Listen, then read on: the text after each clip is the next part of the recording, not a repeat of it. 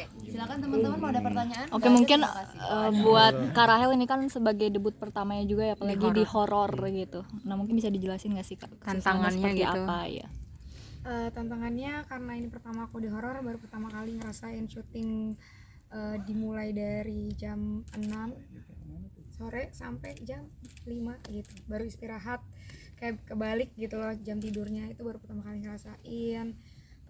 ngerasain pakai sling, pertama kali ada di tempat-tempat yang ternyata juga sebenarnya horor gitu, jadi sangat menyenangkan.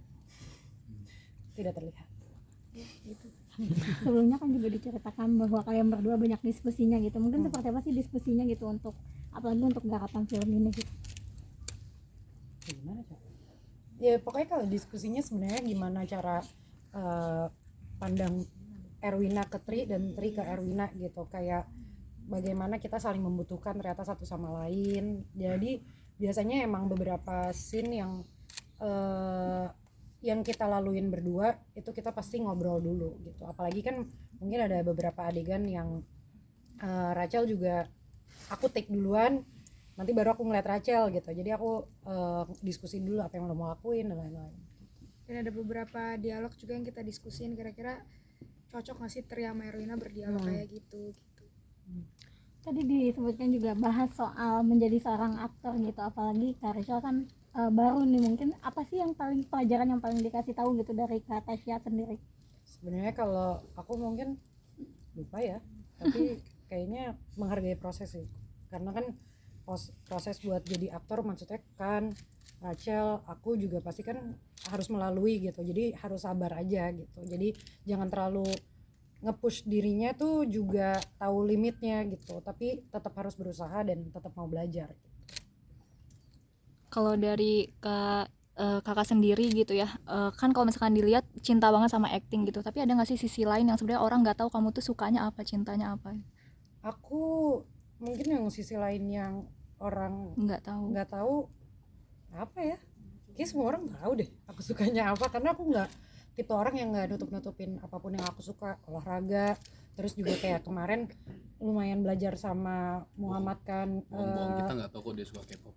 Oh, oke. Iya, Suka K-pop. K-pop. Tapi sebenarnya harusnya tahu.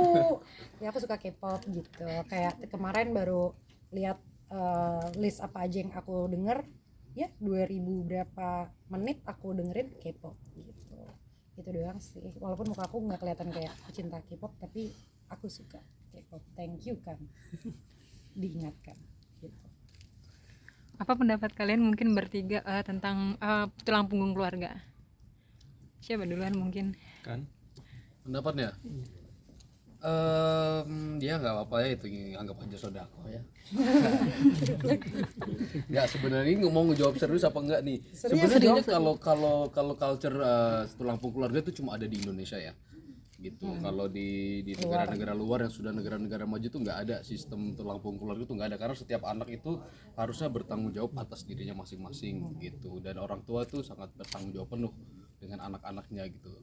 Tapi kayaknya memang di Indonesia aja baru istilah tulang punggung keluarga tuh banyak terjadi di sini. Nah, kita harus cari tahu apa yang menyebabkan ini semua ya. Aku nggak mau terlalu banyak ngomong, takutnya salah. Betul. Karena Dijawab semua sama kan. Rachel Tapi kalau aku mungkin lebih aku salah satunya mungkin tipe orang yang sangat gimana ya, ngelihatnya keren banget sih orang-orang bisa jadi tulang punggung keluarga gitu. Aku nggak ngerasa aku mampu untuk dikatakan seperti itu gitu, tapi kayak misalkan mungkin Rachel atau kan menjadi tulang punggung keluarga itu kan nggak gampang gitu, dan kadang jadinya di beberapa orang, nggak semua orang itu jadi menyampingkan kesenangannya sendiri. Dia nggak tahu apa yang mau dia lakukan, kayak misalkan karakter Erwina ini kan juga jadinya dia nggak tahu apa sih yang bikin dia happy, apa sih, dia nggak bisa bersuara karena dia terlalu memikirkan orang lain dibanding dirinya sendiri gitu. Aku sih merasanya semoga orang-orang di luar sana bisa bahagia dulu sama dirinya sendiri, baru bisa bahagiain orang lain gitu. Benar, sama kayak kalau di pesawat kan, kalau ada masker turun yang dipakai Kita dulu baru orang lain. Menurutku itu benar.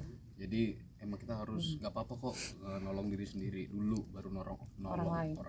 Rahel gimana? Ya pasti itu adalah suatu hal yang kita inginkan buat kita semua gitu kan. Cuman ya seperti Erwin Natri dan Awang itu kan kita ada di posisi, banyak banget orang Indonesia yang ada di posisi seperti mereka gitu, yang dimana mungkin mereka tuh pengen mendahulukan diri sendiri tapi sulit ada di posisi itu tuh sulit. Kita mau mikirin diri sendiri, kita nggak tega juga.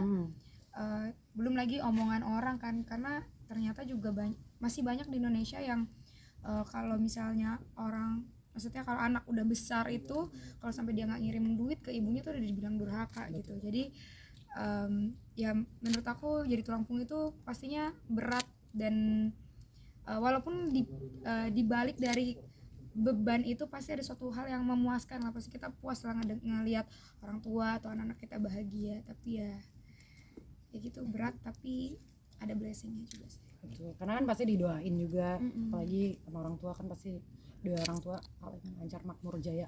Amin. Sorry. Gemar itu, thank you. Oke. Ada lagi pertanyaannya? Atau udah cukup? Aman dulu. Kalau penasaran sih sedikit dari Kak Rahel gitu ya, di usia yang sekarang mungkin apa kan udah kecapai semuanya juga gitu. Mungkin ada resolusi untuk tahun baru kan nanti apa? Dari kalian masing-masing deh. Dari masing-masing Apalagi yang ingin dicapai mungkin. pasti bahagia sih, terus juga sehat, gak cuma aku tapi orang-orang yang disayang sama aku bisa sehat, bisa terus nemenin aku, bisa saling mendukung. Teman-teman yang baru juga masih bisa menjalani hari dengan kabar-kabaran kalau memang bisa gitu. Jadi aku berdoa semoga di tahun-tahun berikutnya akan ada kebahagiaan dan surprise lainnya gitu. Kalau dari Kak Rahel? Kalau aku, resolusi aku ya semoga di tahun depan kita semua sih merasakan nyaman, aman, bahagia, dan juga bisa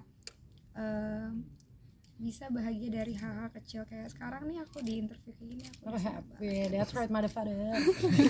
Kalau dari Mas? Kalau aku cuma pengen satu doang, aku pengen film Hutang Nyawa ini jadi Iya, itu benar. film horor pertamaku yang bisa tembus di atas 5 juta. Harapannya ya, nggak apa-apa kan doang, nggak apa-apa ya. Biar follower aku nambah. Terima kasih. Terima kasih Oke. teman-teman.